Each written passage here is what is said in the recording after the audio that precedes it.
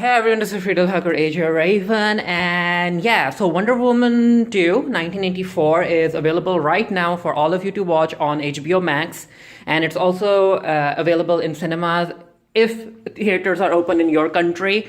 But yeah, there's something that I want to talk about after because I have watched this film and I have a feeling that a whole lot of reviewers aren't actually talking about it.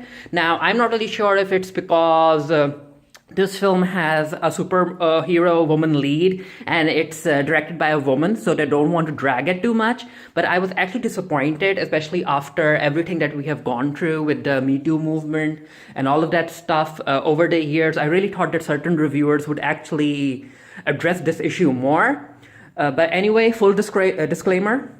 These are my opinions on the matter, and they don't necessarily represent the opinions of the geekery as a whole. Also, this video is going to contain a whole lot of spoilers, so if you haven't watched Wonder Woman 2 and you don't want to be spoiled when it comes to Steve Trevor's return, then yeah, I urge you to not watch this video.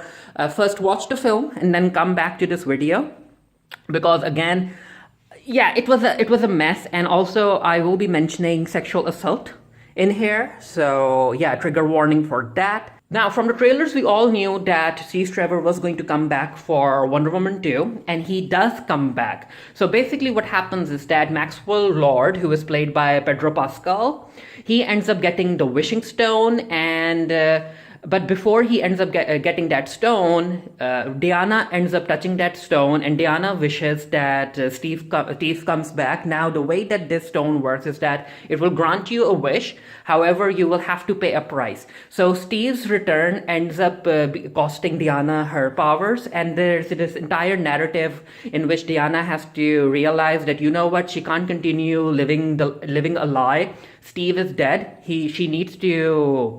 She needs to realize that, and she needs to move on. So by the end of this movie, she ends up renouncing her wish, and Steve goes away and she gets her powers back. But before that happens, now I was actually surprised. I really thought that Steve was going to come back in his original body or something, because it's a magic stone. But no, what happens is that Steve's soul or consciousness is transported into another man, and that man, according to IMDb, is played by Christopher Polaha, and he's only credited as Handsome Man. He doesn't even have a name, so you can tell that the writers weren't necessarily interested in fleshing him out. He was basically a plot device that Diana ended up using. So because Steve's soul is in the body of another man, Steve realizes that he needs to go and find Diana, and he is able to find Diana at this event.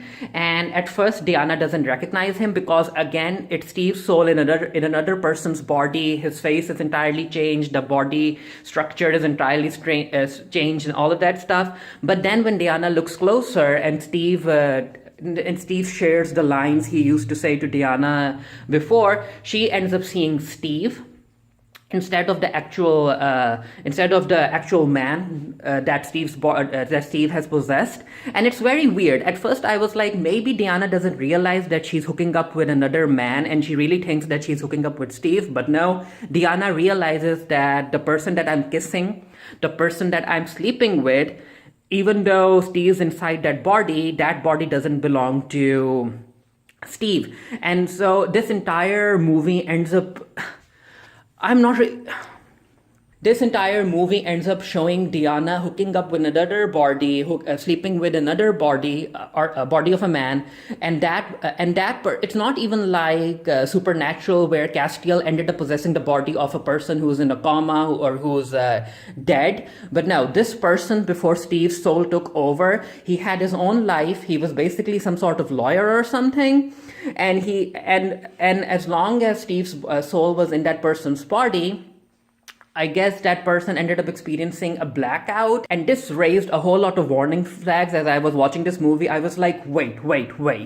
I can only imagine the backlash this movie would have gotten if the roles were reversed, and a woman's soul ended up taking the body of another woman, and the actual consciousness of that woman ended up going to sleep, while their possessed body ended up hooking up with other people and kissing other people. And it was bad. It was so bad. And the movie brushes it off as something comedic, and it was bad. Again, I'm not really sure why the rest of the reviewers aren't really talking about it, because it ended up raising a whole lot of questions about sexual assault as far as I'm concerned, and I was actually expecting more from Diana, and even Diana is like, oh, I guess we have to figure out what to do with the fact that even though I'm sleeping with you, Steve, it's not your body, and we are basically using another person's body without their consent, and it was bad. Now, by the end of the movie, we see that after Diana renounces her wish, the body that Steve was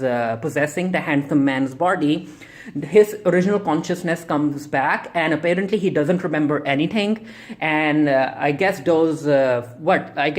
Steve was possessing that man for like 2 or 3 days, and I guess those 2 or 3 days are just a blur for the handsome man.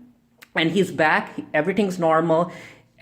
He doesn't even remember that someone took over his body and that someone ended up sleeping with Diana. Again, a whole lot of consent issues. And yes, there are some people who are joking about it online. They're saying, you know what, the handsome man should be glad that he ended up hooking up with someone who looks like Wonder Woman. And I'm like, that's the issue. Whenever a sexual assault involves men, or rape actually involves men, a whole lot of people joke about it, and they say that the man should be glad that a woman gave them attention like that. And it was, again, a whole lot of consent issues. I will be going in depth in my actual review of the movie that will go up on the Geekery soon. The link to that will be down in the comment section below. But yeah, I was watching this movie and I really, really didn't like this entire narrative arc with Steve. Again, if Steve's soul was supposed to come back, he could have possessed someone who had already died, or he could have magically gotten his original body back. Again, this entire body swapping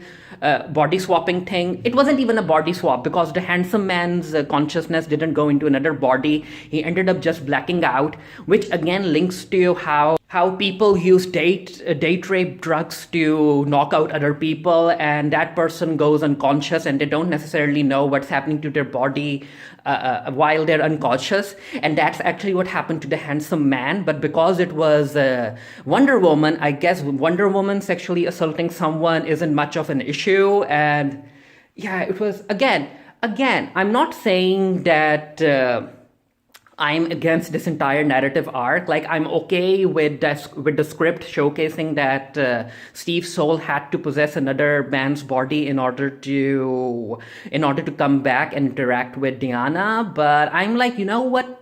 That's okay. But because of the character, because of the heroic character that Diana is, there was no need for those two to kiss, and there was no need for those two to sleep together, especially because Diana knew that Steve was possessing another man's body, and she shouldn't have done that. But yeah, I just wanted to make a quick video and talk about this issue that I had with this film. Again, I'm actually disappointed that a whole lot of reviewers aren't necessarily talking about it, because again, I think because this is a woman-led superhero film and it's directed by a woman, they don't want to drag it. But I'm like, just imagine if the roles were switched, and a soul ended up possessing a woman's body, and the woman's body original consciousness ended up blacking out, and the possessed body was used to sleep with another man. And I can only imagine the outrage. Anyway, if you have watched Wonder Woman 2, feel free to leave your comments down below. And until next time,